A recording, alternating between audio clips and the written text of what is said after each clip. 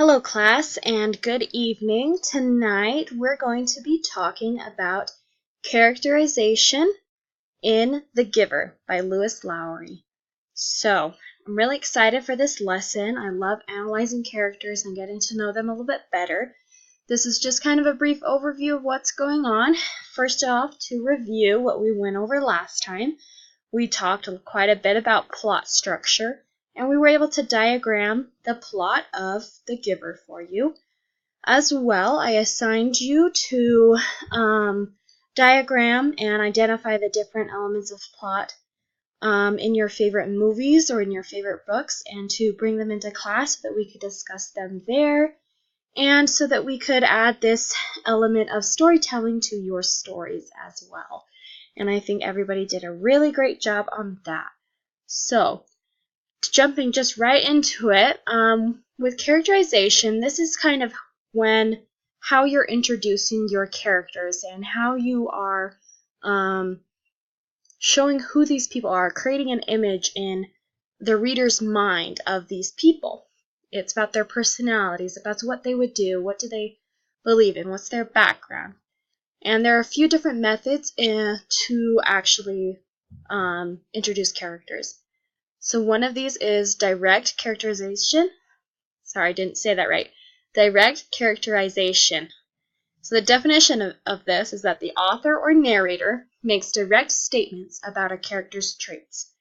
And the author tells us about the character's personality to our face. So this is just plain stating the facts of who this person is. So for an example, down here it does say, the patient boy and quiet girl were both well-mannered and did not disobey their mother. So this is a perfect example of direct characterization, of how they're just simply stating who this person is. There's a patient boy, and the girl is quiet. So you can see through this description, it helps you hear about characters in their personality a little bit, and in their appearance as well, but there's also another way to introduce characters and to help us understand who these people are, which is called indirect characterization. So this is different from direct. This is where the author and narrator reveals a character's traits through his or her actions and speech.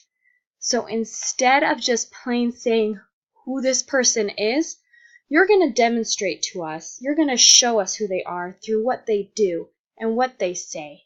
So this is really revealing, and it helps the reader kind of really come to know your character on a deeper level as well.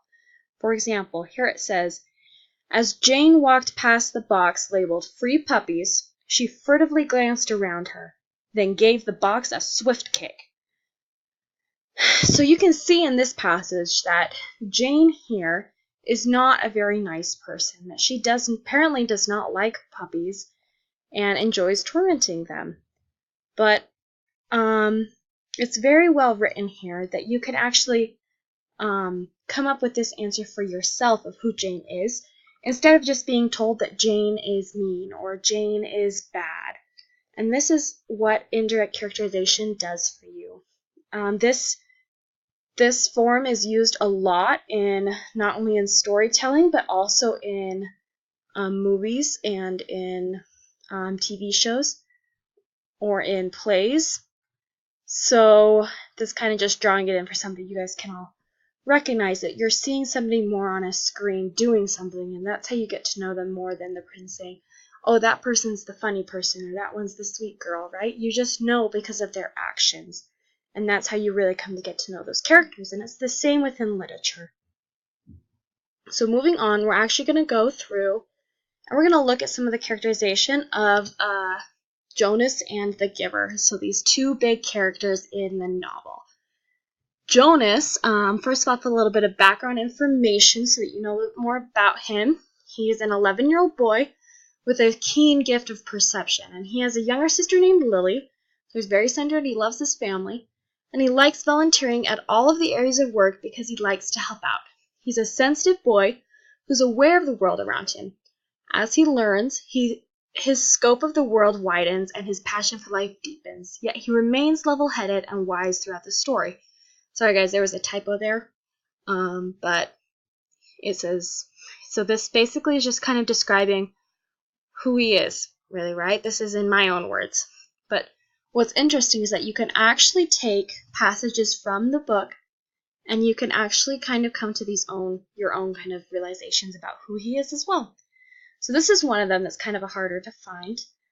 This one's actually pretty much a really indirect characterization. It says it was against the rules for children or adults to look at another's nakedness, but the rule did not apply to new children or the old, so to babies or the elderly, right? Jonas was glad. He couldn't see why it was necessary. He liked the feeling of safety here in this warm and quiet room. He liked the expression of trust on the woman's face as she lay in the water, unprotected, exposed, and free. So from this line, he couldn't see why it was necessary. You can kind of get a sense that Jonas does have this little bit of rebellious spirit, that he doesn't just take things at face value, and that he really does see things as for himself, and he's pushing. He has this perception that others don't have. Moving on, we're going to talk a little bit now. Another example I wanted to come up with, this is more direct characterization with Jonas that I didn't have written down here. But you will all remember when reading the book, when Jonas is selected to be the new receiver of memories, he is, the chief elder actually lists a lot of different traits that he supposedly has, such as courage and integrity and being smart and a lot of other ones. And so this is really direct characterization where other characters are stating exactly who Jonas is. Now the giver is a little bit of a more elusive character, right? He's the old receiver of memories, and though he's not elderly, he seems older than his years due to the painful memories that he holds. So he's the father of Rosemary, who asked to be released early, and due to his understanding of death, that's a very painful memory for him, right? He was very close to her. It was not only his own daughter, but also was the new receiver of memories as well. So he spent a lot of time with her, and he really had a close bond. And so he thinks it would be better if the community had all the memories and learned how to deal with them. And he's prepared to make a plan and to help the community get through that. An example you can see here of passages that talk about, you can kind of get a sense of who he is in the characterization. The first mention of him is right here. It says, the committee of elders was sitting together in a group, and the chief elder's eyes were now on one who sat in the midst, but seemed oddly separate from them. So you can see here, this is kind of direct characterization, that they're just very plainly stating it. He's with them, but he's also different from them. He is a part of the elders, but he's separate. He knows more. And it's a really interesting way that Lewis Lowry was able to introduce this very interesting character. So now that we've learned a little bit about characterization, we do want to also apply it to your learning and to your projects as well. So next time in class, each of you will be telling me certain traits about the characters within your stories. We've got quite a bit of work done on them now, so we should have a sense of who's in your story and what's happening.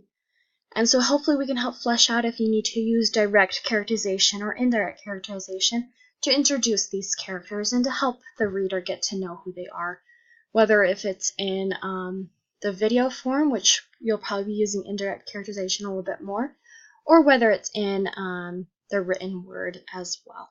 So please come to class prepared to kind of do this. I would actually like if you can read through and select passages from the book about the characterization of Jonas and the giver. So I'd like 3 passages for Jonas, where you can see the characterization of him, and then 3 passages for the giver as well, where you can see his characterization as well. Just kind of good descriptions of these characters, right?